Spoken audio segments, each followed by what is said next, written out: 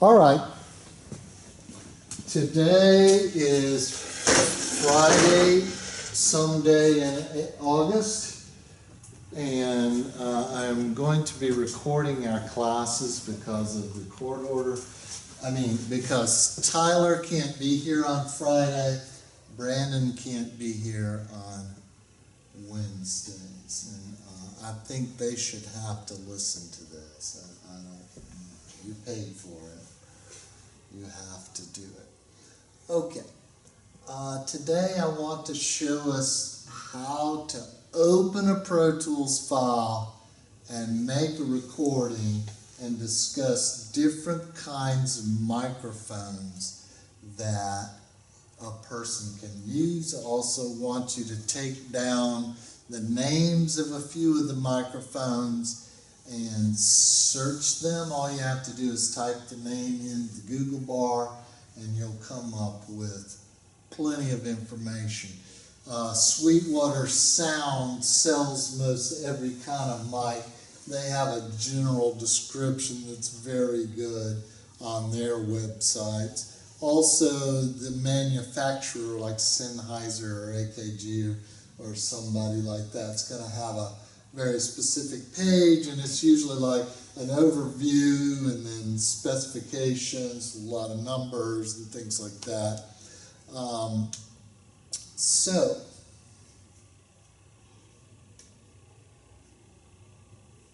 why don't we learn to open a Pro Tools file, and then we'll hook up a wire and just make sounds with different kinds of microphones, okay?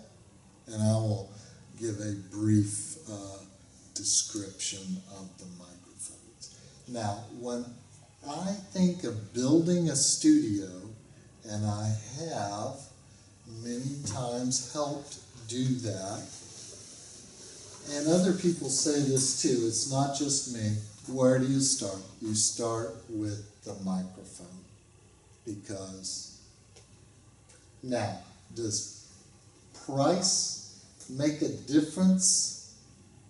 Sort of it does. You would expect a more expensive mic to be better. What's the range of musical mic prices?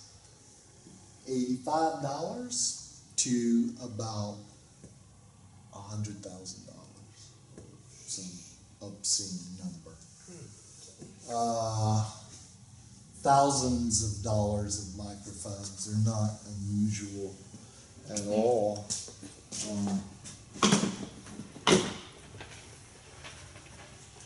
This is more than $1,000 worth of microphones, and I don't just let people use it, and because of that, this is its 15th year of loyal service to the university. Or me. This is a great microphone. We'll get to all of that, and we'll make some little experimentations and just kind of dive in. Okay, you're going to want to follow along. Now, as you're looking at the screen, you'll see up here your Lacy drive. Make sure that's there. That's where you want to store your files. Hey, Dr. Grant, can I skip back that monitor? You can do whatever you want.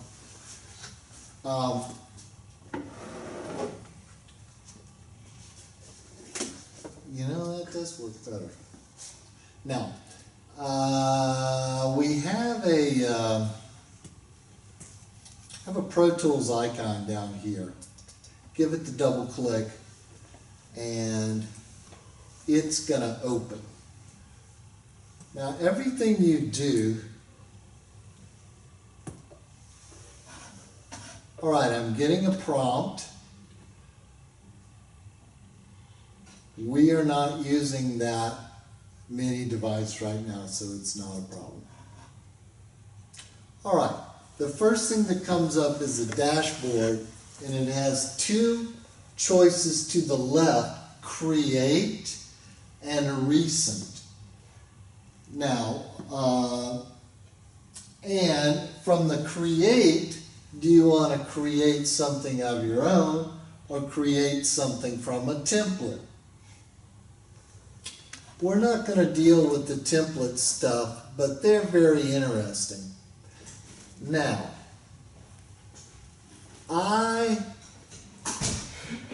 do you see the bottom green button here that says location? I believe all of your data needs to be on the Lacey, okay? So this says location, volumes, Lacey. So when you give this a name, it's going to create a folder on the Lacey external drive. Not just the file name, but the file name on the folder and then a bunch of other folders inside of it and the Pro Tools file itself. So today, just to use a convention that I use, I'll type 2017 dot 08 dot, what is the date? 18, thank you, underscore thing, that's my title, underscore 1.0. That's just how I'm labeling that. I give the date beginning with the year, and then they'll always line up in the file system that way. Yes, I know you can click on buttons and get things to line up the way you want. I just like to be consistent. Why do I say 1.0? Okay, that's the first one. If I'm doing the same thing, just making changes, it'll be 1.1, 1.2, etc., etc. If I make kind of a big change, it becomes 2.0. Kind of see logic there? Okay, so I've got my name up there. You don't have to do it that way. You just need to put it on the Lacey. Okay, it's there. Now, here are things that we need to know. We have file type. It says WAV. That's kind of a Windows thing. More of a Mac thing is an AIFF. I go back and forth between Mac and Windows a lot, so I work with WAV files. You may choose WAV or AIFF. Okay. Everybody understand the two formats? Yes? All right, the sampling rate of a CD is 44.1 kilohertz. This is what we default to. A CD's bit rate is 16 bits. This is 24 bits. You may change your files to 16 bits, or you can have a little more headroom with 24 bit. I'm not going to explain all that just this second. But here's the thing. Whatever was last created, that's what it's going to default to next. And this, I'm trying to make an important point here that won't mean anything to you. But if you screw up the setup, the next person's going to be really confused because it's going to default to something that you can't make work. Then Dr. Duran will scratch his head and go click, click, click, and then it'll work. But let's just see what we need to make happen here. All right, so my location. So I'm going to say create. Now, as you do more and more projects, you might have your own template that you could just save as a template loaded up every time. I certainly have my own templates for the work that I do. Now let's just take a step back here from this and double click on the Lacey to see what we have in fact done. Okay, you see right here at the top is my folder that we just named. I double click that to open it. The .ptx file, that stands for this version of Pro Tools. .ptx. Do we understand extensions to files? Okay. Now, here's a folder with audio files. It should be empty right now. But as we put things in there, bounced files I'll explain later, clip groups, session file, backups, and video files. A lot of those will be empty, but that's what Pro Tools defaults to. This is your actual file. Now, the file doesn't really contain anything except bookkeeping. It's like a spreadsheet, but built for audio. Where all the data is the recorded material. All Pro Tools does is tells how that material is manipulated. So you may have a full gigabyte of audio files in your program, but the actual Pro Tools file is not that large, maybe 163 kilobytes or something like that.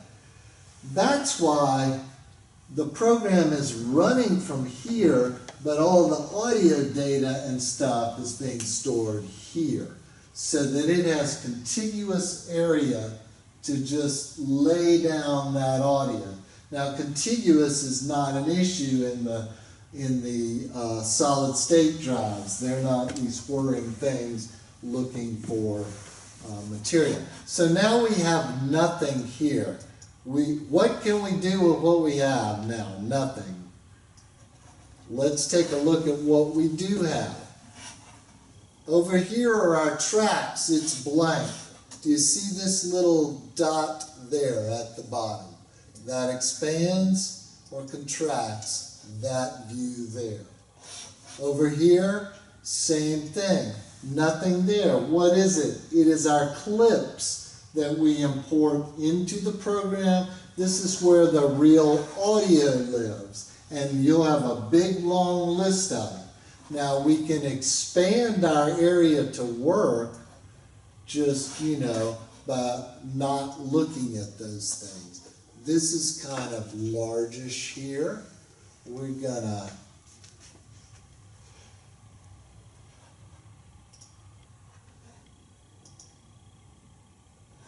not sure why we're displaying all these things.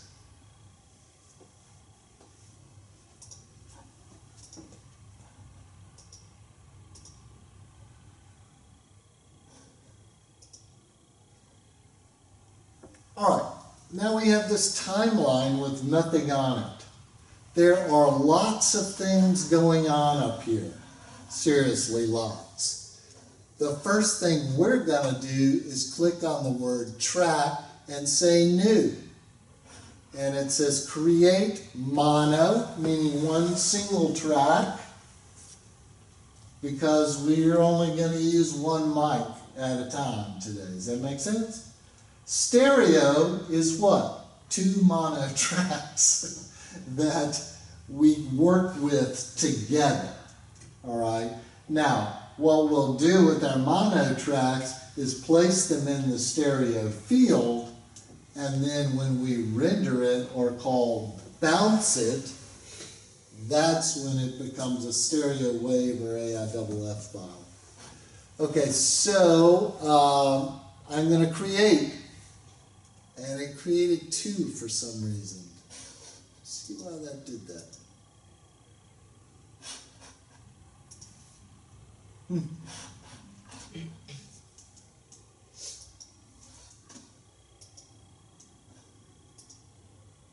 Okay, now you see this says audio 1.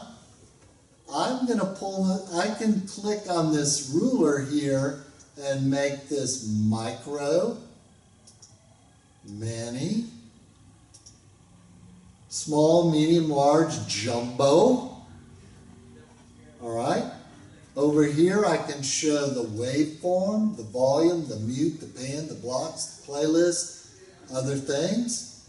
Now here is my arming the record bus there. And this is to solo and to mute. Here is the main arming situation there. Okay, I am looking at something that says my time is quarter note equals 120. I'm in 4/4 time. and I'm looking at measures. Well, I don't have to look at that. I can look at minutes and seconds if I want to. I can work with it as a time signature or as a time. Let's record something. Okay, now take out your writing utensils and look up these microphones. These I've inherited recently, and we're gonna get the use of them. We'll even try a few out. Let's start with this AKG.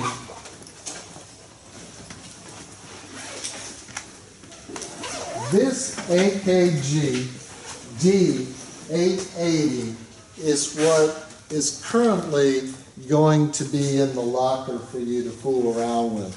If we move into things that we need more, that's great. Do you notice what comes along with the microphone is this? This is the mic holder. Don't lose it or leave it on the mic stand. So much trouble. Can't believe it. They're like $65 each, too.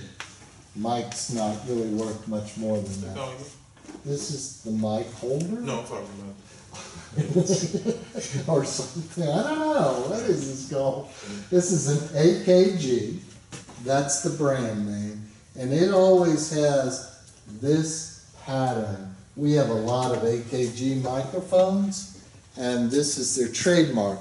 And what does that mean? That pattern is a microphone not polarity, but its recording pattern, and the one on the AKG is called cardioid. So what that means is the diaphragm of the microphone in this is sort of somewhere. This is just to block the wind a little bit. This has nothing to do with anything. There's a diaphragm inside that is electrically charged, and when air hits it, it moves it backwards and forwards, or positive and negative. It's sighting this electricity that goes down the wires into the interface, blah, blah, blah, and then it shows up on the screen when you listen to it, okay? So the diaphragm on this one is pointing this way. Not all microphones are like that. Some are like this. Anyway, cardioid is like a heart almost, and that's its pattern. That's where it's picked up, and it's a 360-degree heart. It's like heart all the way around, right? So what is null is behind this, meaning it doesn't record in its null. So if you were singing in your praise band, you would have your floor monitor right there in the null of your diaphragm. Okay? Now, what do these patterns mean? They may or may not make any difference to what you're doing. Now, in live sound, it can make a difference. In recording, just looking for a certain sound, and there's a lot of ways to kind of get that. All right, so this is the first one that we're just going to experiment with to go over a couple of our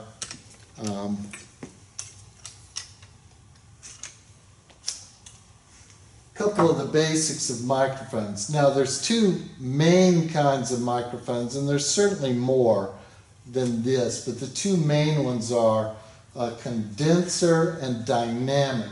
This is a condenser microphone, okay? And there's some varieties in all of this.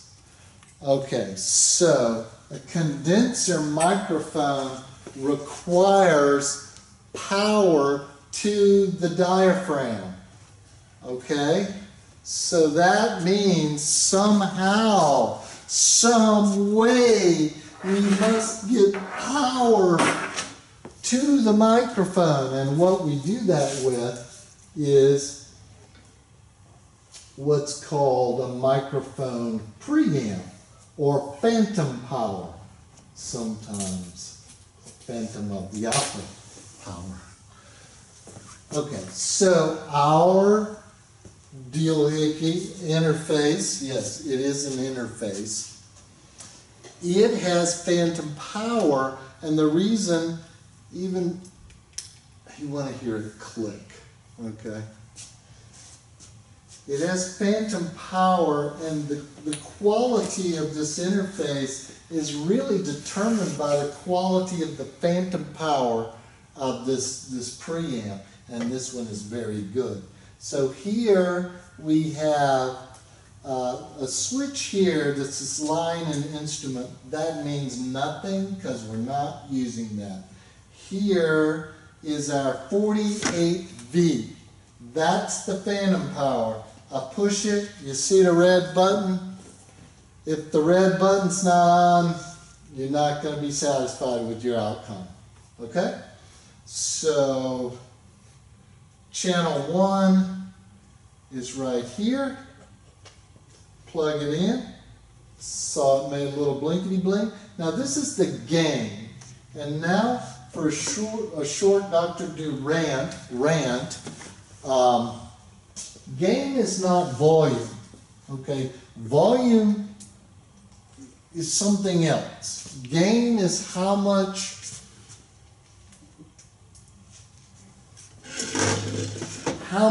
power that's going to be put here to input here. To have a nice recording, you want to have the maximum amount, or almost the maximum amount, of gain to the microphone without going over. If you get too much, you get a lot of distortion, really bad distortion, called clipping. And what happens is this.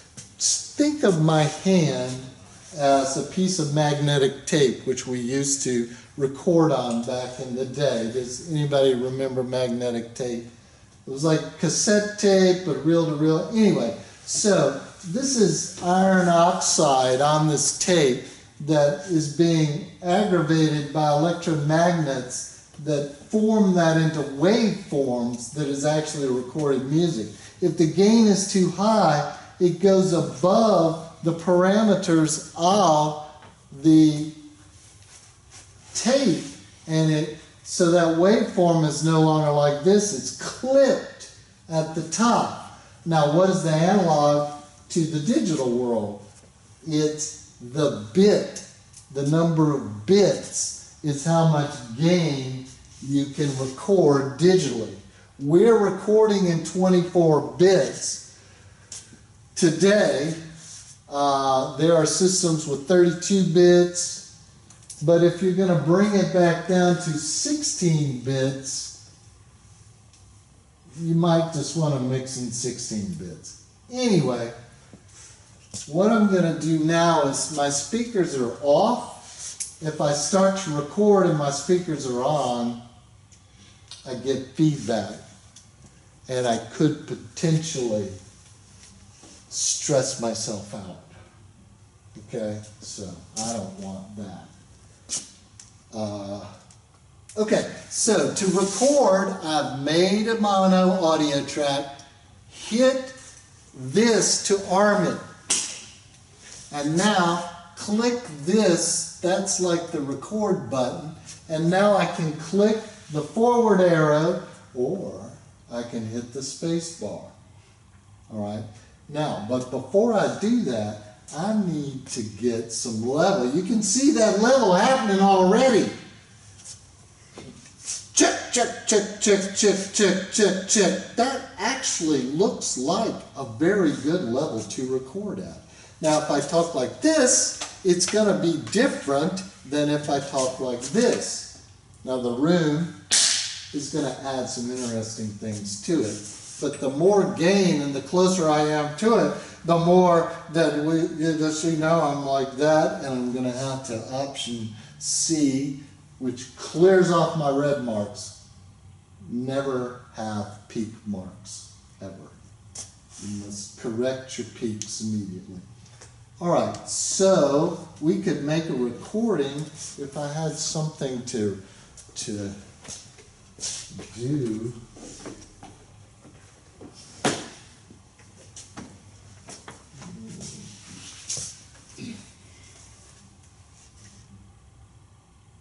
Be right with you.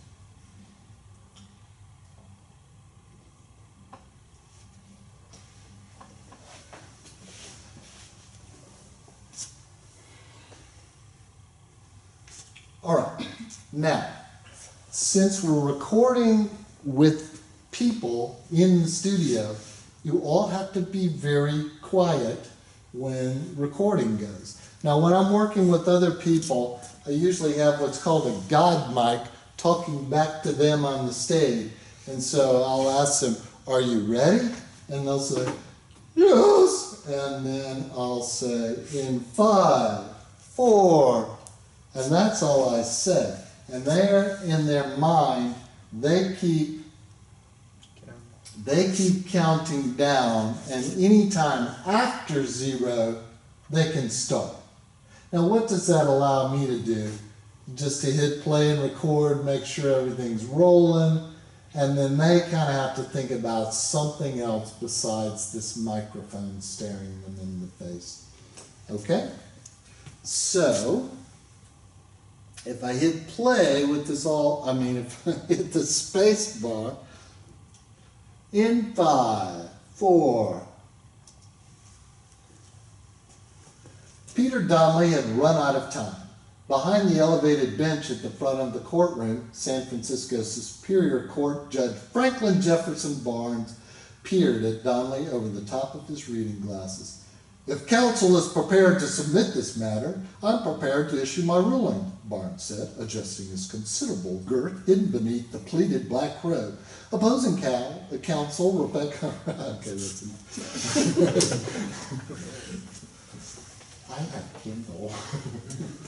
Okay, now to really make things work right, we need to turn on the speakers, but also unarm our doodads, okay? Other precautions, you can unplug this, you can turn off the...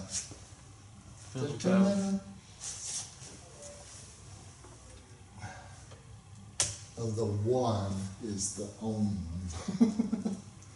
Okay, so now instead of just thinking what a dope this guy is, just kind of consider the sound. You heard it live. I know you were mesmerized. You were involved in the story, but now just listen to the sound. Now I can do a number of things.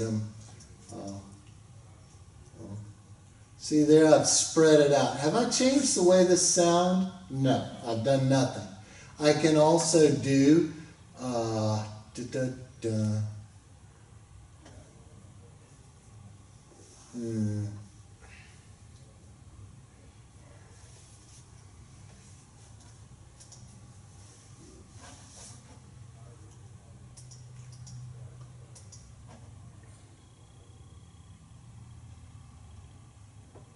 All right, let's just take a listen.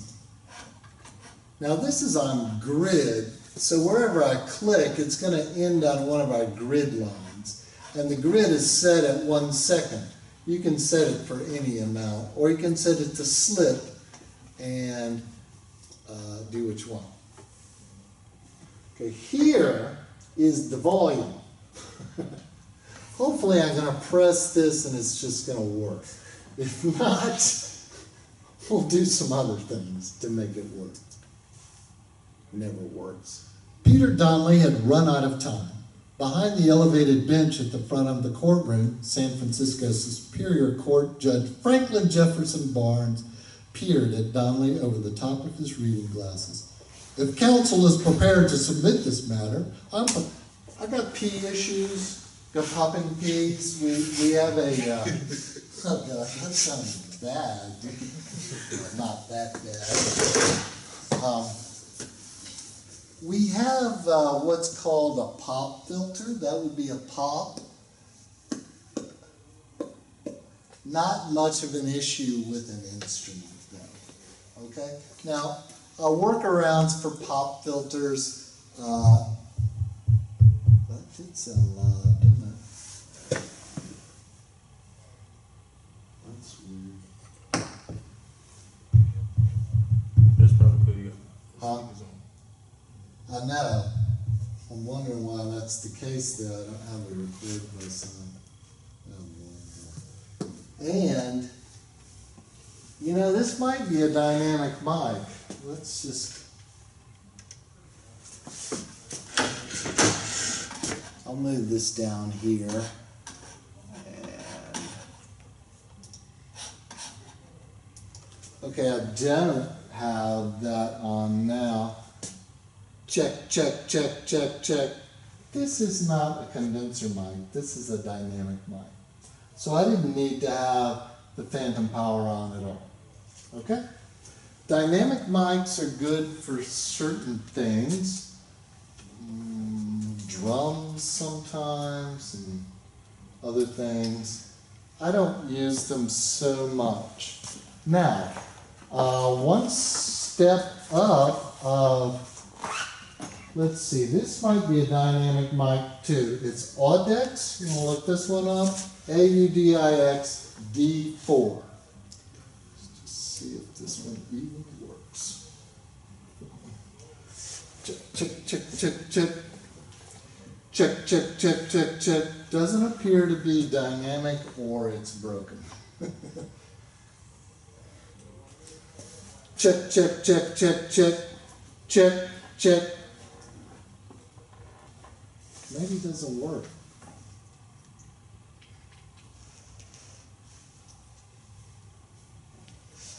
Check, check, check, check. Yeah, that works well.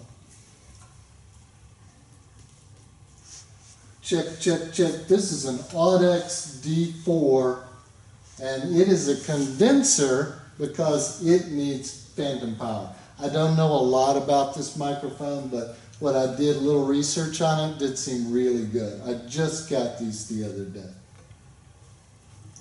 Another one I just got, there may be specific things that we can do with these. This is an Audio, AUDIO dash Technica, TECHNICA, and it's called a Pro 37R. And I believe it is also a condenser mic. Check, check, check, check, check, check, check, check, check. Let's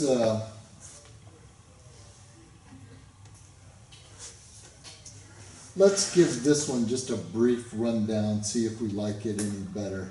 See if Peter Piper picked a peck of peppers.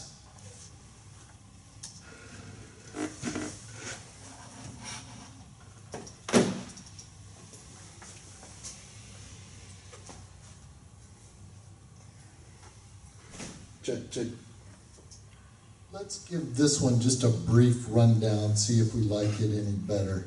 See if Peter Piper picked a peck of peppers. Actually not bad for that. Actually a lot better than the other one. Maybe this foam. Okay, this is in fact condenser microphone too. That now stepping up a bit in the AKG world. This one is, now this is interesting. I believe it's an omnidirectional, which all the way around. We'll discuss that in a second.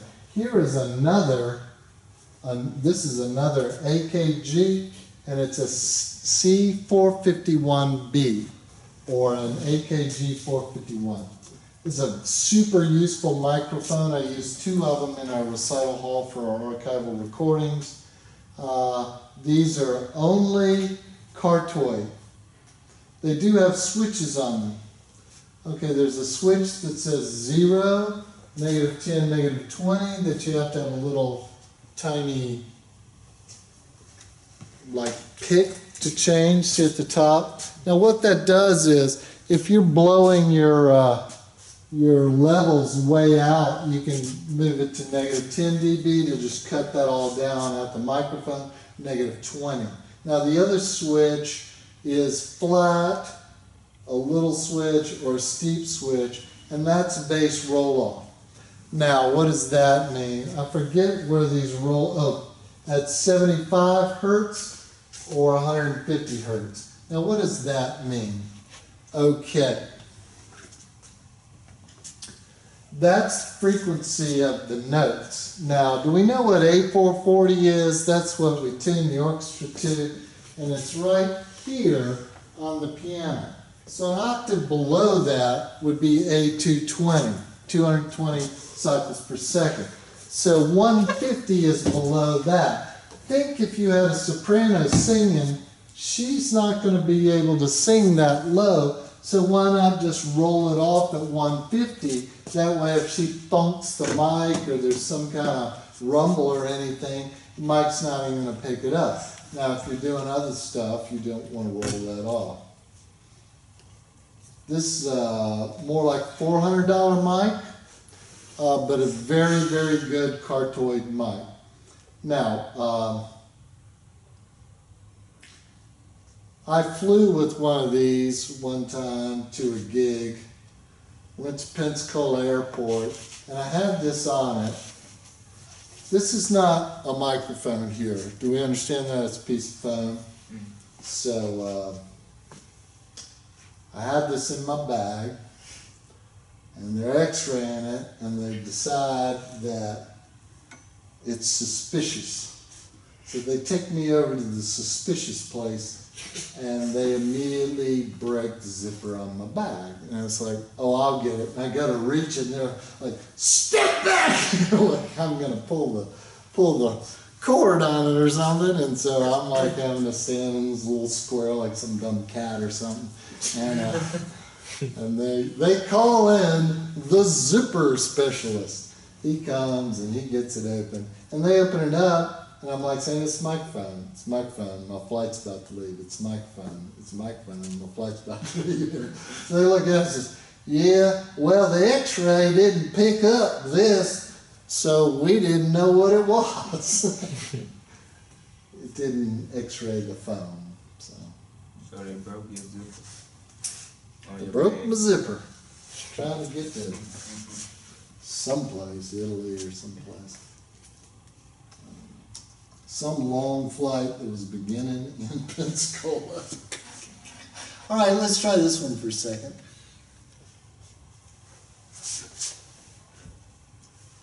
Check, 1, 2, check, 1, 2.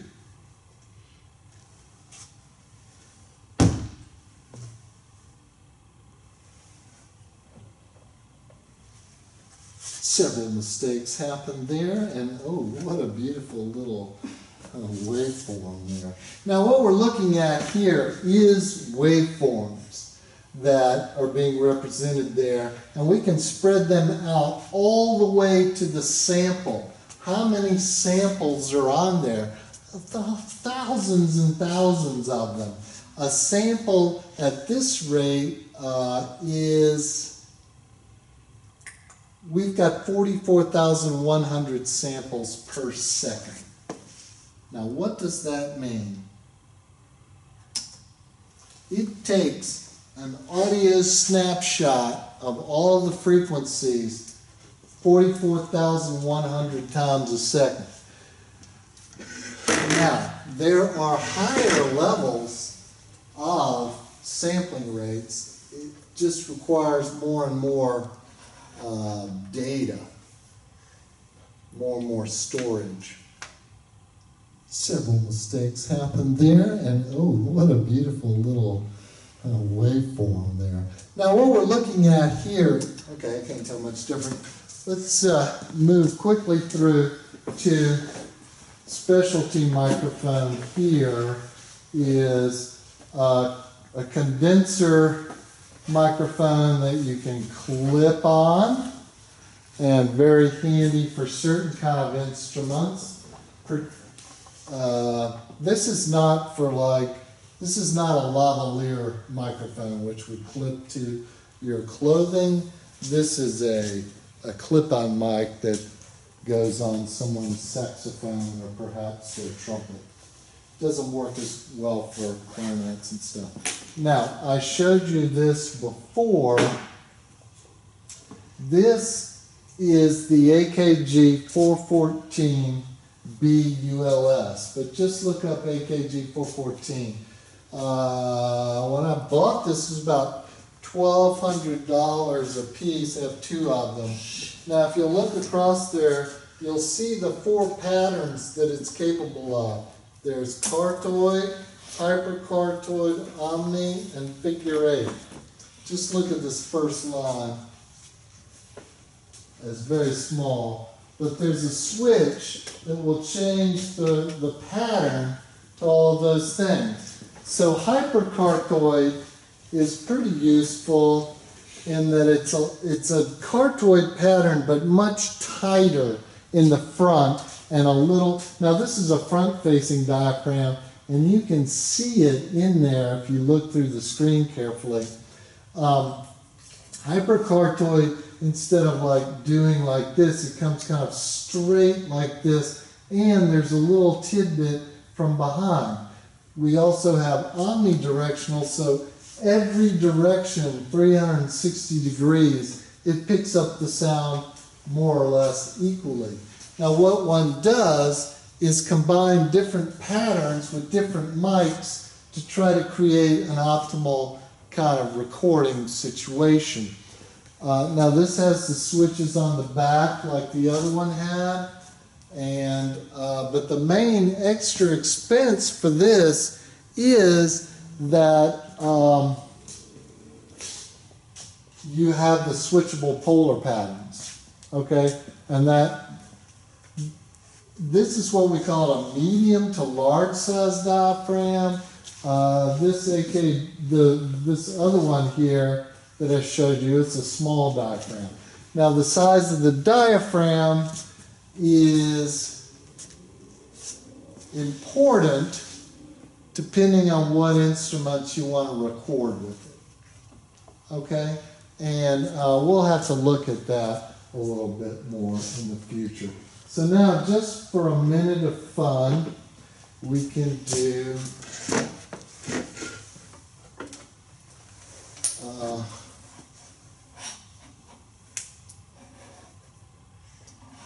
we'll do something.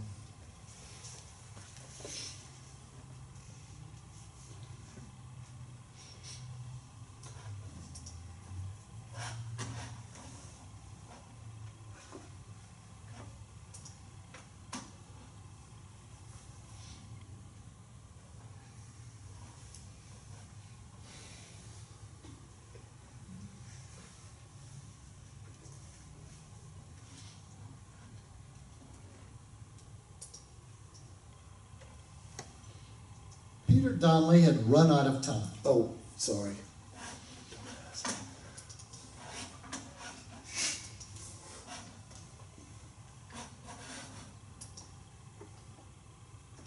Peter Donnelly had run out of time. It's audio book from the cavern. Way too much reverb there, right? So we'll undo that. Let's do something just light. Like a small hall.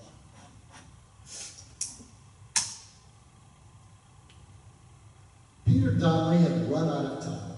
Behind the elevated bench at the front of the courtroom. Okay, that was just a very easy little thing that I just did there. So maybe we could do something more fun.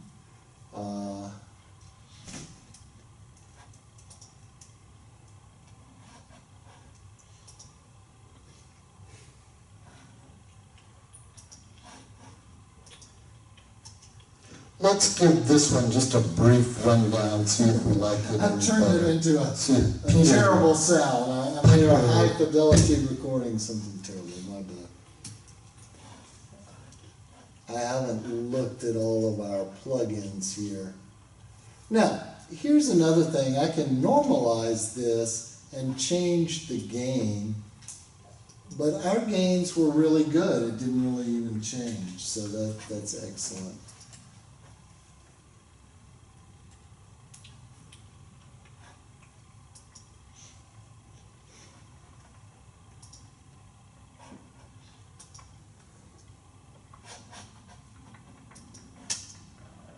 let's give this one just a brief rundown, see if we like it any better.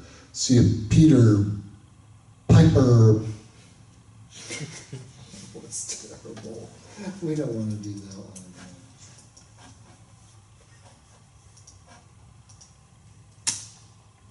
This is all we're going to do today, don't worry.